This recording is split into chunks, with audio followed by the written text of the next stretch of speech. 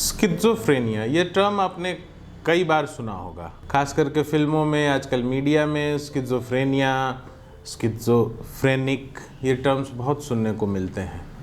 कई बार प्रोनाउंसिएशन थोड़ा मुश्किल होता है, हम इसे सिज़ोफ्रेनिया या स्काइज़ोफ्रेनिया इस तरह के टर्म्स भी सुनने को मिलते हैं, लेकिन इसका सही प्रोनाउंसिएशन है स्किज़ोफ्रेनिया।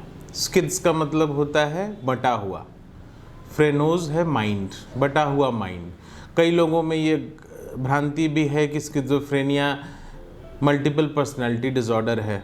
मल्टीपल पर्सनालिटी डिसऑर्डर में आदमी एक ही शरीर में कई पर्सनालिटीज़ जिंदा रहती हैं, लेकिन ऐसा नहीं है। स्किज़ोफ्रेनिया मल्टीपल पर्सनालिटी डिसऑर्डर से बिल्कुल अलग है।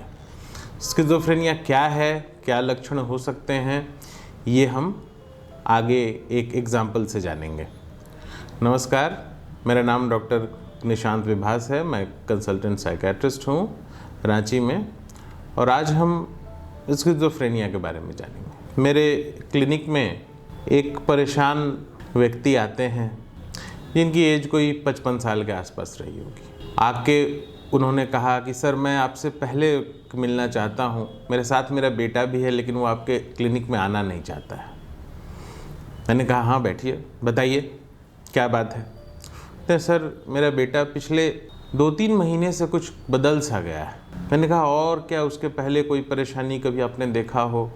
तो उन्होंने कहा कि हाँ सर, पिछले लगभग 6-8 महीने से हम लोग उसके अंदर ये बदलाव देख रहे हैं, लेकिन 3 महीने से चीज़ें कुछ बढ़ सी गई हैं। जैसे क्या हो सकता है? तो वो बताने लगे कि पिछले 6-8 महीने से हम देख रहे हैं कि वो लोगों से कटा कटा रह रहा है। बेटे की उम्र 19 वर्ष है और वो स्टूडेंट है। वो सबसे कटा कटा रहता है, अधिक बातें नहीं करता है, पूछने पर वो काफ़ी चिड़चिड़े अंदाज में जवाब देता है। ज़्यादातर समय वो लेटा रहता था और ज़्यादा लोगों से बातचीत नहीं करता था। ये हम पिछले 6-8 महीने से इस चीज़ को हमने देखा है। फिर जब हमने पूछा कि क्या आपने और कोई चीज़ ऐसी आपने देखी हो, तो वो बताने लगे कि पिछले 3 महीने से हम लोग देख रहे हैं कि वो बाहर निकलना नहीं चाहता है। हम लोगों को भी बाहर निकलने से रोकता है।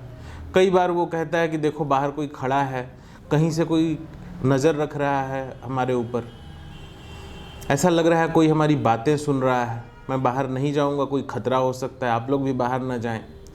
बाहर खड़े लोगों को देख कर के भी वो ऐसा कहता है कि वो लोग हमारे बारे में बातें कर रहे हैं, वो लोग ज़रूर कुछ नुकसान करना चाहते हैं, और वो डरा हुआ रहता है पिछले 3 महीने से। कई बार वो अकारण गुस्सा भी हो जाता है, गुस्सा हो के वो घर के लोगों पे गुस्सा होता है, वायलेंट भी हो जाता है। कभी कभी ऐसा देखने में आता है कि वो खुद में बैठ के मुस्कुरा रहा है या धीरे धीरे बुदबुदा रहा है। बात हम लोग सुन नहीं पाते हैं, लेकिन वो धीरे धीरे कुछ कुछ होठ उसके चलते रहते हैं, जैसे वो किसी से बात कर रहा हो। वो अपने हाथ से इशारे भी करता है जैसे वो किसी से बात कर रहा हो, और पूछने पर कहता है नहीं नहीं, ऐसी कोई बात नहीं है, मैं किसी से कोई बात नहीं कर रहा था।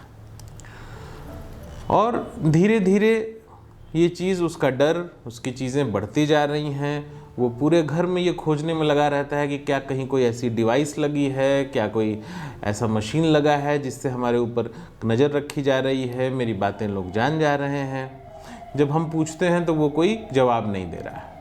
उसका सेल्फ केयर ख़राब हो गया है, सोने जागने का कोई सही टाइम नहीं है, और ये परेशानियां चल रही हैं। जब हमने उससे कहा कि तुम्हें कोई परेशानी है, चल के डॉक्टर से मिलो, तो इसके लिए वो मना कर देता है।